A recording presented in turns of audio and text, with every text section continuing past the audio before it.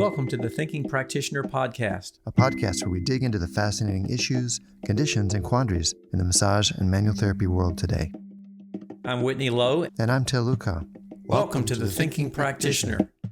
The Thinking Practitioner is proudly supported by ABMP, Associated Bodywork and Massage Professionals, the premier association for dedicated massage and bodywork practitioners like you. When you join ABMP, you're not just getting industry-leading liability insurance, you're gaining practical resources designed to support your career. From free top-tier continuing education and quick reference apps like Pocket Pathology and 5-Minute Muscles, ABMP equips you with the tools you need to succeed and grow your practice. And ABMP is committed to elevating the profession with expert voices, fresh perspectives, and invaluable insights through CE courses, the ABMP podcast, and Massage and Bodywork magazine, featuring industry leaders like my co-host Til and myself. Thinking Practitioner listeners like you can get exclusive savings on ABMP membership at abmp.com/thinking. So join the best and expect more from your professional association. Well, happy holidays. Good day, sir. How are you doing? Doing well, Whitney. Good to be here with you. I'm excited about our topic. Yeah, we were just sitting around talking after one of our podcast episodes recently and said, hey, did you realize it's 5 years? And we were recognizing that we were right on the 5-year mark of having the Thinking Practitioner out there. That was 5 years ago. Time flies. Yeah. And we've been a few places, so it was fun to go back through the archives and pull out some retrospectives. We're going to go through some of our personal favorites, a couple of our personal favorites in those 5 years. And then we're also going to count down for the top 5 most listened episodes of all time. And there's some interesting tidbits and patterns in there. We're going to look at what stands out, what we are still thinking about from those times, and what maybe has changed over these past 5 years. But hey, I got to say, it's been fun. And I looked at the stats, and we have more than 500,000 downloads in that time. 500,000. Wow. Yeah. Got more than 130,000 unique listeners over that time. I don't know. Did you happen to do a country spread there? Yeah, it's about 7. Yeah, I don't remember how many total countries, but about 75% U.S. domestic. Yeah. And pretty good numbers in the other English-speaking countries around the world, but a lot of listeners in non-English speaking countries too. So there's people listening in a second language or people that just tune in for whatever reason. Yeah. But I was going to say, I remember the first time someone says, hey, I heard your podcast after one of our first episodes. And it took a couple episodes. I was like, oh, somebody actually listens to this. Right. Yeah. Not just our family and friends. That's right. And then so to see the numbers in black and white is kind of startling and surprising and fun. Yeah. See all those listens that are happening and going on. And again, I just wanted to say after 5 years that I have really enjoyed doing this with you. And I thank you very much for the partnership of doing this, because it's a rich, rewarding thing. We've had so many great conversations with fascinating industry leaders, and just, the two of us talking about some stuff here too that has been really enriching. That's true. And for me too, I've learned a bunch, and it's fun to have your differences and similarities to bounce off of and weave together. Yeah. And it's been interesting when we looked at the themes, like, did people listen to us more? Do people listen to guests more? It's like, no, it's a mix. There's a mix of popularity. So it's fun to have that back and forth between guests and our conversations as well. Yeah, indeed. So we want to talk a little bit about some of our favorite things and things that influenced us. Do you want to lead off? Sure. A little bit about some of your favorite things. And maybe we should launch into the song. These are a few of your favorite things. We could use some music. Yeah. We could use some music in our theme in the background or something like that. These are just like random ones I remember fondly. I got a couple here to share. One, I'll start off with Embodied Attention and Contact Improvisation episode with Nita Little. That was episode 140. And by the way, we'll put this list in the show notes and try to get links in there for you too. Nita was a teacher of mine, is still a teacher of mine in that dance form, contact improvisation dance form. And she's just a creative or unique original thinker. And I wanted to get her thoughts both on that movement form, but how it relates to bodywork, because she's also an avid bodywork consumer for herself as well. And she and I had a really fun conversation looking at movement and how it relates to bodywork and how it's a listening practice and how much about sensing and following, and that form really cross over into our skills as body workers. Yeah, one of the things that struck me about that episode, listening to the discussions that you all were having too, is the gap I think that we have in a lot of practitioners thinking about their own body movement in the midst of the practice that they're doing. That this is another place to really tune into interoception and awareness of movement capacities for yourself. It's so true. I mean, we think about, most of us think about that and want it for our clients, and most of us have some sort of practice of feeling our own bodies as we work, but she really brought that to the fore because that's what that movement form is about. She has a great phrase where she says, we're going to move at the speed of our attention. So it's that our ability to pay attention, that's the speed that we take. And that's such a great influence into the way to do body work as well. Yeah.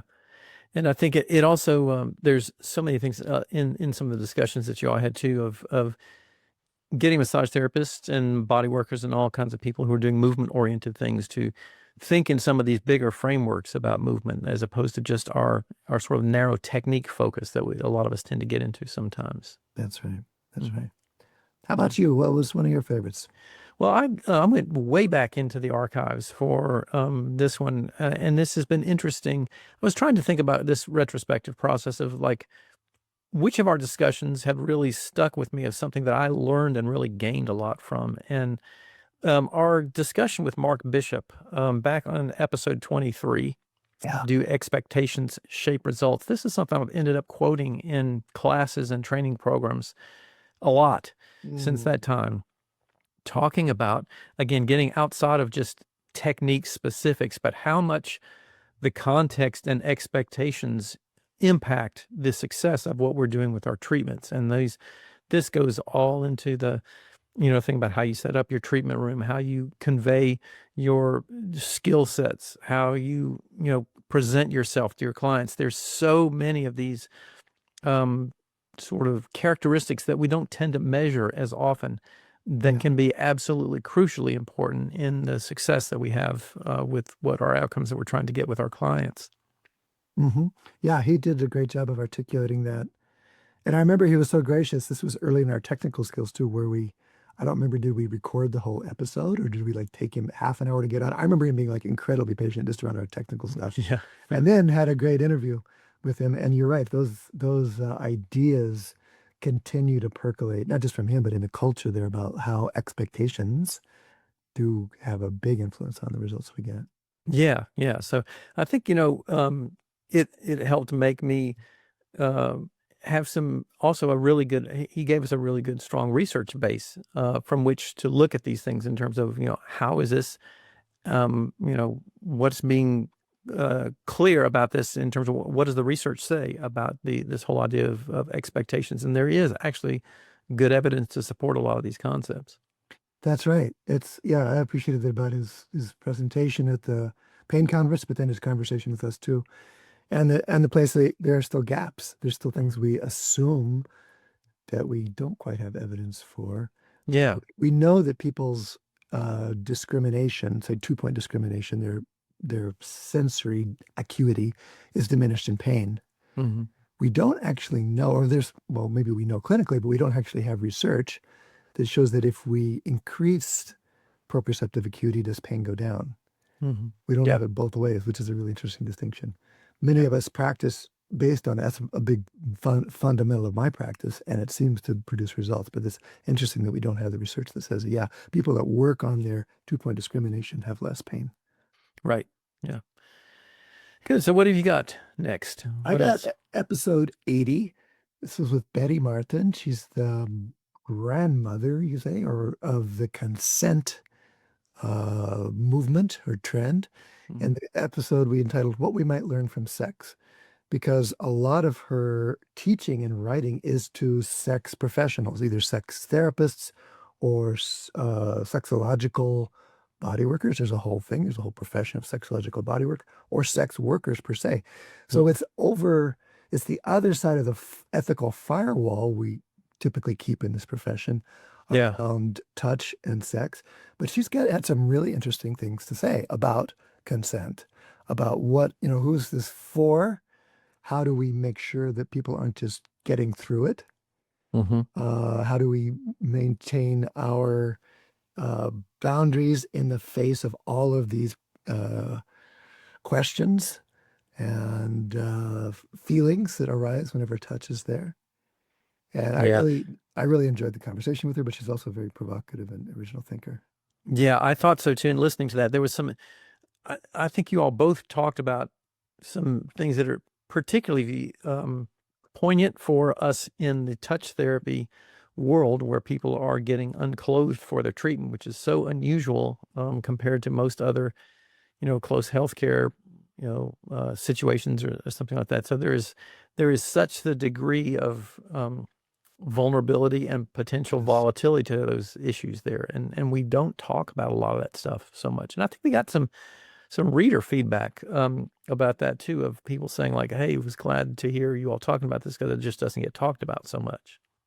It was edgy in terms of most of our discussions around sex in this field are basically don't, and that's right. Yeah. That's the boundary we should draw and do draw. But to talk about someone who does, or talk with someone who does go there, Mhm. I think unfolded some possibilities and shone light into some areas that we don't often get to talk about. Yeah. I really appreciate it. Yeah, that was good. How about you? What's one of yours? Let's see. Another one I pulled up was our conversation with Greg Lehman, Movement Optimism, episode 14, 114. And, Greg always, one of the reasons that this landed on my list is Greg always challenges me and makes me think. And I like that. Yes. I don't agree always with everything that he says, but he's certainly one who makes me question a lot of the things that I think and say, to the point that I really, it sharpens my attention to what am I really advocating, teaching, doing, presenting, and sharing. Is this stuff really based on current understanding of things? Like what's changed? What are we thinking? What are we thinking differently about things now? So more than lots of other folks out there, he really makes me think, and I think that's one of the reasons that landed on my list like that. He has been such an influence for many of us, for me as well. And his emphasis on myth busting or challenging the norms is refreshing, and it's been great to see him soften his approach over the years too. Or maybe I'm just less offendable.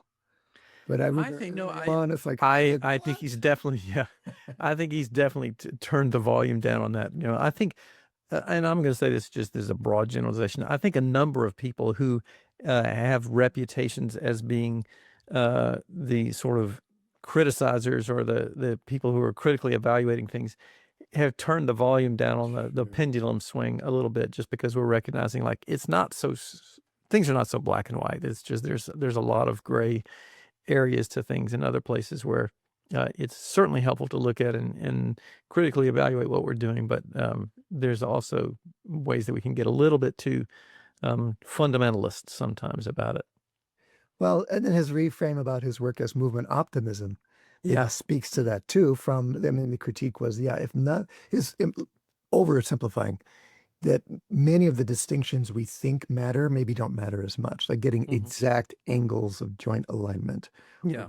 Or really emphasizing precision when in real life there's so much variation, which are really good points.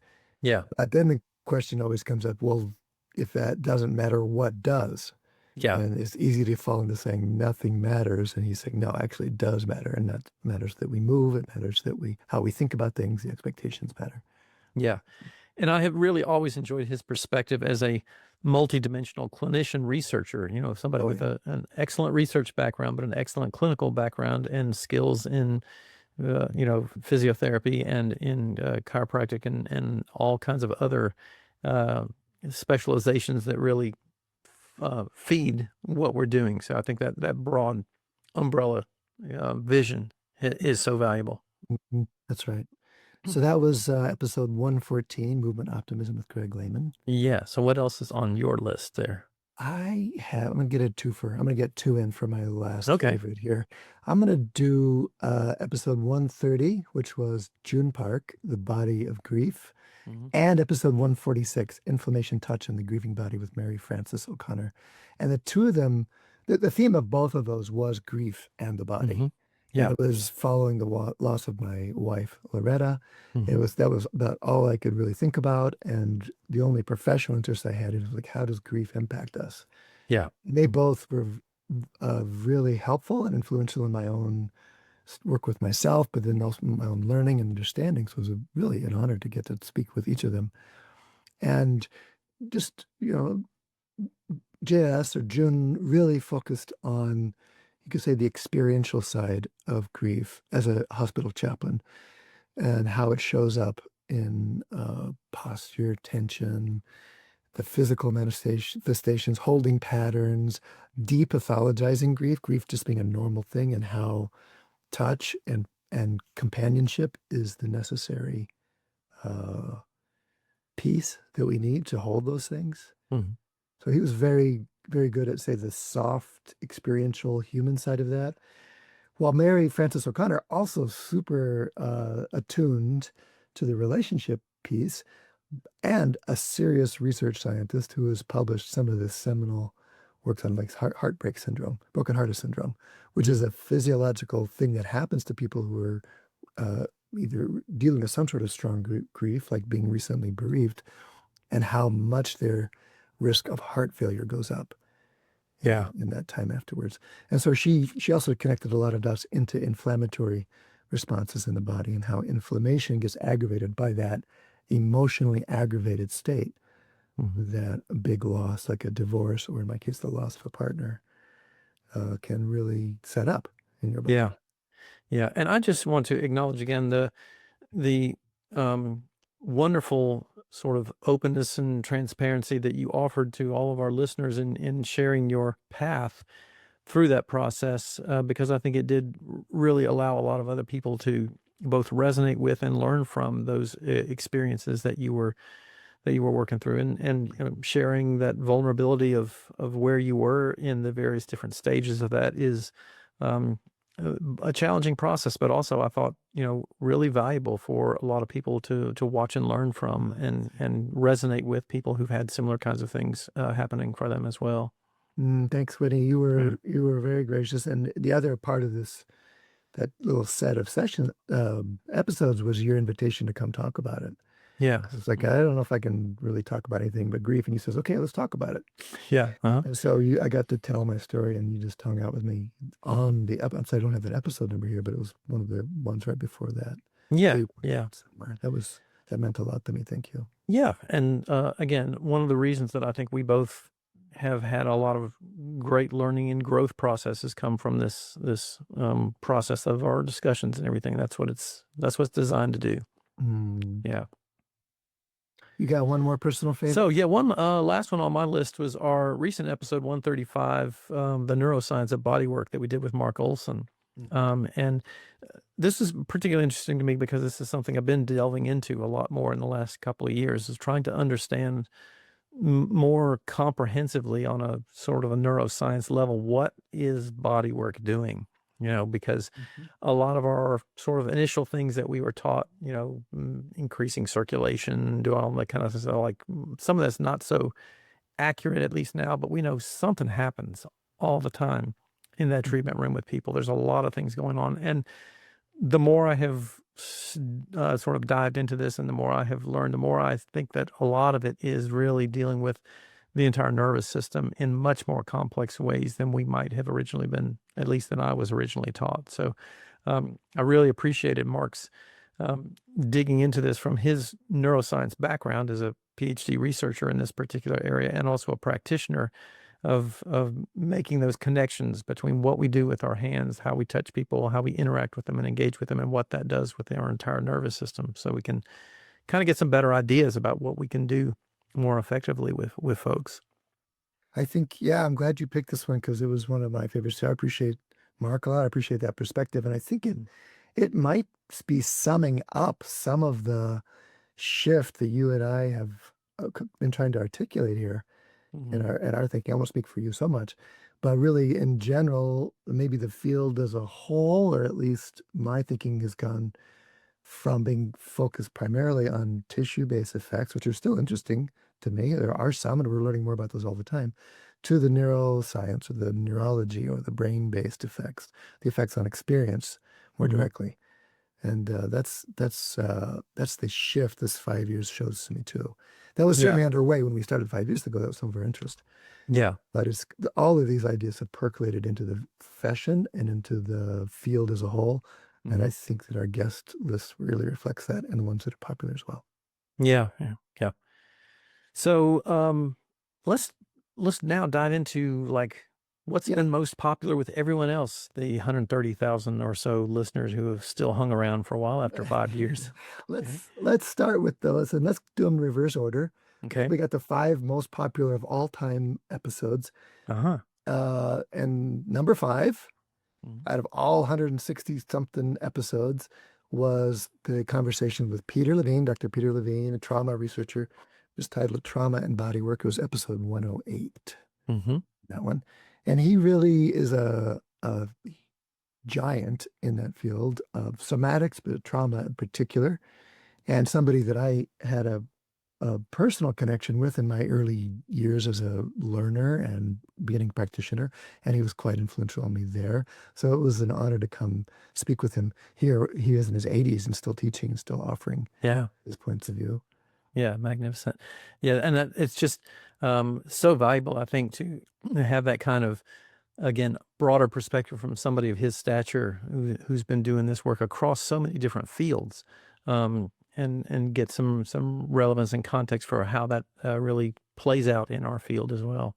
And he's very clear still about the scope, like how to stay within our scope as body workers. And he was a body worker himself. He trained as a Rolfer with Ida Rolf. So not only did he have some really interesting, to me, stories of our lineage and the roots of the trauma work in the Rolfing paradigm, but he is really clear about here's the real value the body workers offer and know how to offer. Yeah. Without trying to step into trauma psychology. Therapists at all. Yeah. Excellent. And then next, I think we had episode 79, Hypermobile Ehlers-Danlos with Tina Wang.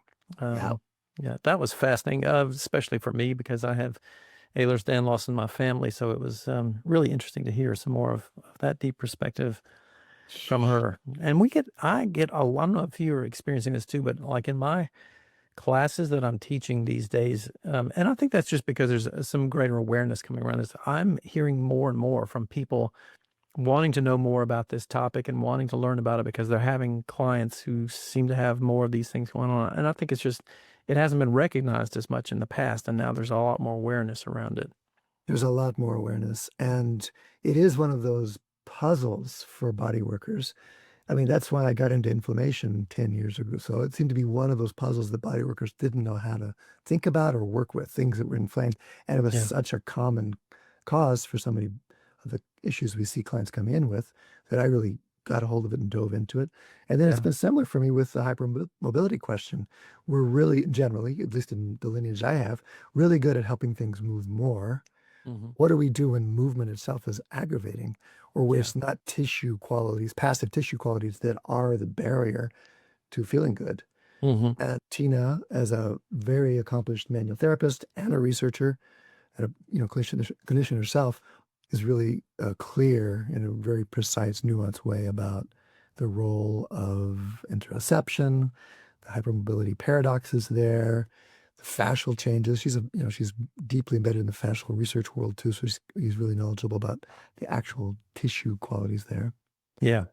And I learned a bunch from her in our interview, and then in the class she came and did for us this online still. And I continue to learn from her. She was there presenting in New Orleans when I was there in August. Yeah, for the most recent fascial research Congress. That's right. Yep. Yeah. So go back, take a listen to that. Some good stuff on there. I refer a lot of people back to that episode when the questions come up for me in classes or with students or whatever. I say, like, you got to go listen to this episode. There's a lot of good stuff in there. So number 79, hypermobility. Yeah. The takeaway there, greater emphasis on proprioception and pacing. Yeah. And there's a lot of good we can do. Yeah. It isn't just about it isn't just mashing fascia. It's not like making people into mashed potatoes. Yeah. It's more about how do we evoke that neurological participation. The Mhm. same thing that we've been mentioning in some of these other episodes going along too. Yeah. Yeah. All right, so that was our fourth most popular episode ever. Yeah. What's number 3? Our third most popular episode ever, episode 45, Fascia in Sport and Movement with Dr. Robert Schleip. Yes. Dr. Schleip's episodes are always high on the download list because Yeah. people love hearing from him and the wonderful things that whatever he's into at the moment. Yeah. For good reason. He's really articulate. He finds ways to weave in very current research understanding with pretty direct and interesting applications. He gives us little tidbits and ideas to think about. And then that one in particular, which was a summary or a catch-up of a lot of his focus in the last few years, which has been on movement and sport applications. He really talked about the bounce, the elastic recoil, the whole idea that fascia changes through use and how using it with those principles in mind can really, in quotes, optimize or change the way our fascia responds. And then, of course, he also talked about the way that fascia interacts with sensation and our proprioceptive functions. It's not just a mechanical movement inhibitor. It's the matrix in which our sensory system lives. For the largest portion of our body sensation comes from neurological receptors that are embedded in fascia. So the fascia is a really direct contributor to that. Yeah. And I think it was in that episode too that he was talking a good bit too about the sort of clinical emphasis now really on working with enhancing the slide and glide in tissues more so than some of the more traditional narratives about pulling, stretching, or mechanically elongating fascial tissue. That was, yeah, or even fascia as a moldable clay-like substance. No, it's probably not. And then it's not even about stretching it. And so much of our language in traditional orthopedic approaches really says, okay, so if it's tight here, we stretch it long, or here's where it's short, let's open it up. Yeah. That's still the embedded narrative, but really the research has shown that it's more about sensation, it's more about the glide, it's more about the hydration, it's more about the ways the immune system, inflammatory reactions are colored and influence the tissue sliding. Yeah. There is recoil, elastic recoil being really important rather than a stretching change in passive length. So he's articulating those things for us and giving us practical movement implications for that too. Yeah. And I just want to highlight again, one of the things that this came out of one of his or some of his earlier research papers that were, I don't remember if it was maybe late 90s, early 2000s or whatever, that have been, and again, he's continued to sort of evolve on a lot of these concepts, but just for people to recognize that how absolutely richly innervated the fascial system is in terms of information that comes into the central nervous system, sensory information that comes in with just a tremendously large amount that's coming from those myofascial tissues. He what are you talking to something like working on fascia, talking to the brain was the name of his paper in like the early 90s that really said, maybe we're doing more than just stretching passive tissue. Yeah. We're talking to the brain. And that's unfolded into many of these guests and these ideas we're talking about now. Yeah. So that was episode 45. He's been back a couple times, episode 150 being, I think, the most recent one, perhaps. Yeah, I think that's right. Yeah. I got to look at the number again, but yeah. So, and then next, the second one, number 2 on the list was 69, episode 69, the back pain, stiffness, and fascia with Stuart McGill. And I've gotten lots of, again, comments from students in classes and things like that, listening to that episode. We were saying like that it's really helped them shift and change some thinkings and learn some more about this. And always very invigorating to have conversations with Stu McGill. And I'm not always on the exactly same page on all things with nobody really. The same page on everything, but so many things really resonated, I think, in this episode of recognizing some key fundamental components about back pain that he's really demonstrated how important detailed analysis of this can be and could ideally be in an ideal clinical kind of situation. He's another giant in the Yeah. field, and that just having his name in the episode probably accounted for its popularity because he's been so enormously influential. Yeah. And I enjoy talking to him a lot. He's very personable. He's very generous with his knowledge. He's unapologetic about Mhm. holding down the biomechanical point of view. Yeah. He's like, it's about stiffness. It's not about just the way you think about it. And Mhm. he'll say, I'm not going to like deceive my clients into giving them some sort of reassurance just because it makes them feel better. People want the truth. So he's drawing a line in the sand saying, no, I'm going to stand for the biomechanics. Yeah. And it was some of the key elements in there are the stiffness of the tissue. For massage therapists, that's kind of a radical counterintuitive thought to think that stiffness is important in back pain, not just pliability. But he makes some good cases for that. And he's also a fan of manual therapy. So he's not saying, no, don't make things relaxed. He's saying, tune the stiffness and mobility balance in the body. Yeah.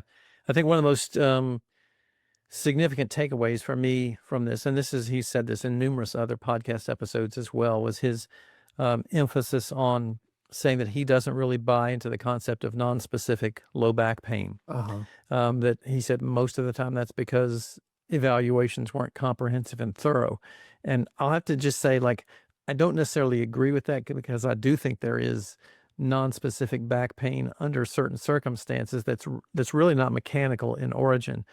But that concept in general is something that I do strongly agree with because I have seen that over and over again, especially in the orthopedic world, where there are soft tissue disorders that are driven by mechanical principles that practitioners did not take enough time to evaluate comprehensively to recognize what was really going on. So in addition to the back, I think that's, for me, been true in a lot of other places as well. But I kind of have to say, like, I do believe in non-specific low back pain because I think there are instances, I mean, if there are things that are, psychosocial factors or whatever that are predominantly driving some kind of pain problem, that's not a mechanical issue, and it's not going to be picked up by mechanical evaluations very well.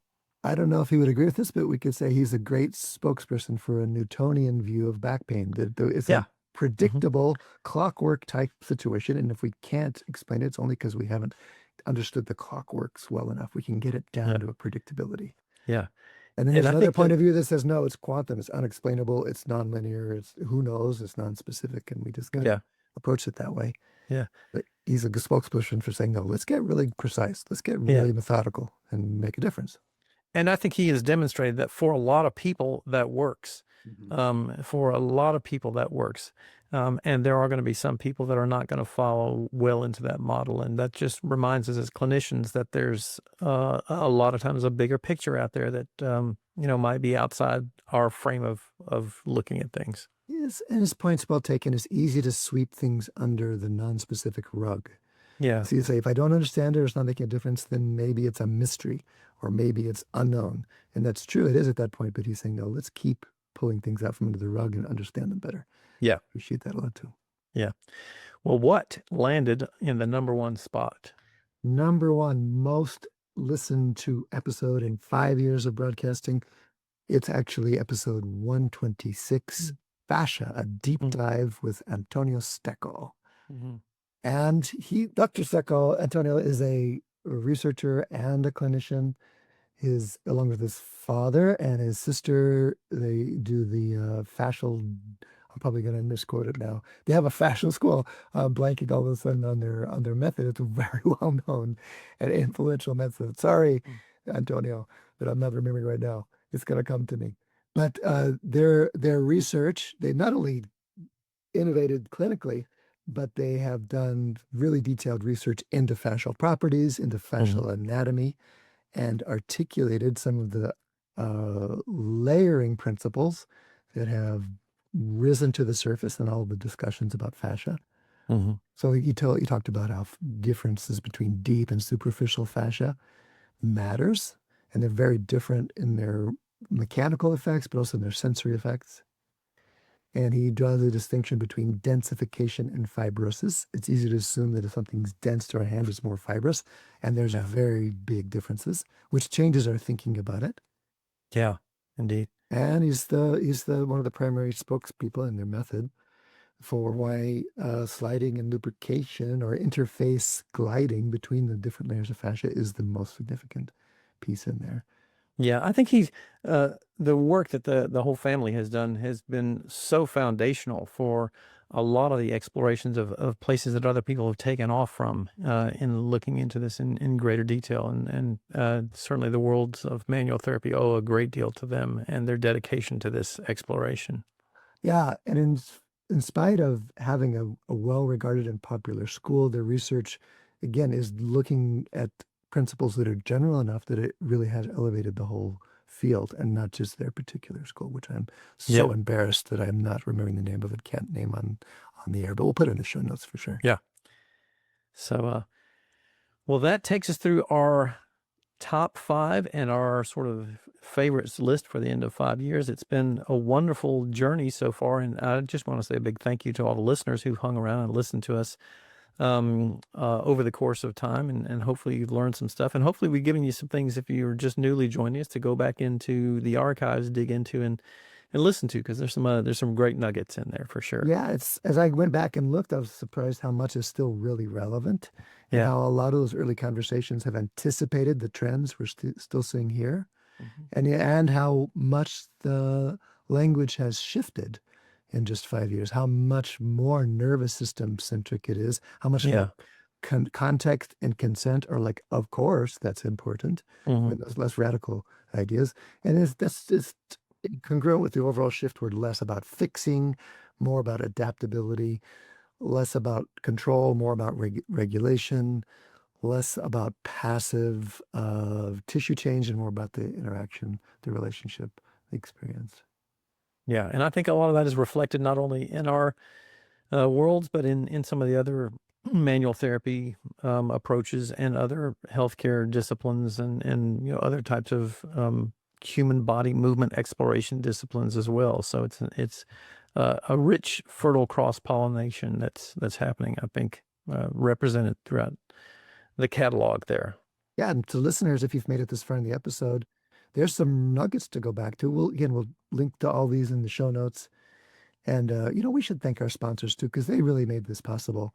It's like, Yeah. you and I are just doing this because we love it, but there's Mm. expenses involved. And the sponsors over the years, and some have stuck with us from the beginning, have really made that possible for Yeah, us. absolutely. And so while we're speaking of them, why don't we just say, for example, that Books of Discovery has been a part of the massage therapy and bodywork world for over 25 years, and nearly 3,000 schools teach with their textbooks, e-textbooks, and digital resources.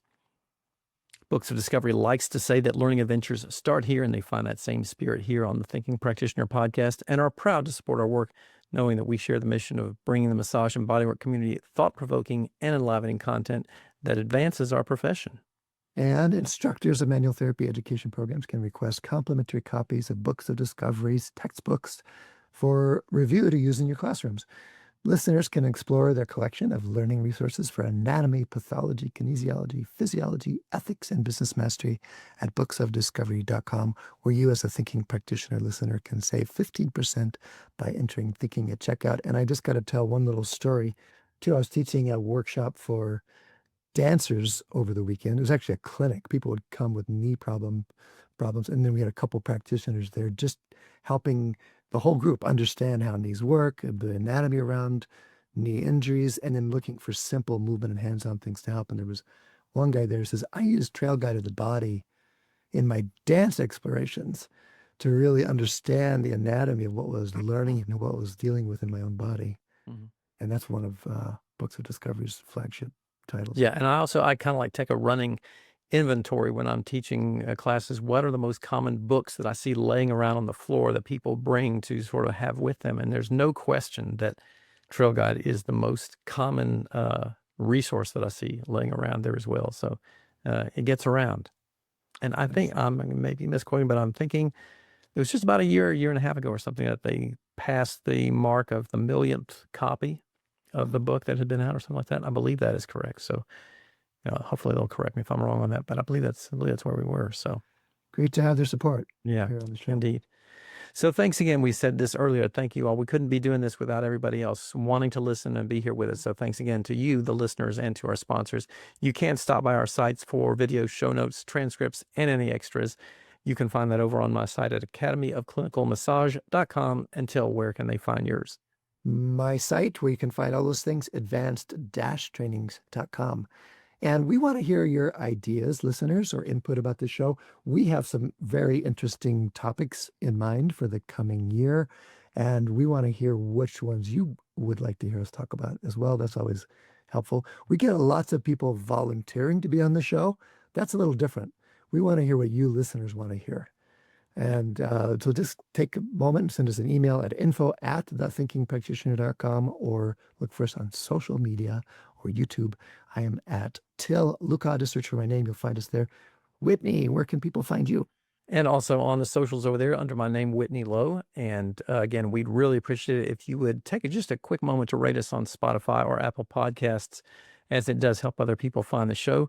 So please just take a brief moment to do that. And thanks, as always, for sharing the word and telling a friend. And I hope everyone has a great holiday season, ending the year, wrapping it up. And we will see you again in the next year for another exciting adventure for thinking practitioners. Thanks, Whitney. See you next year. Looking for the next 5. All right. That sounds good. Thank you.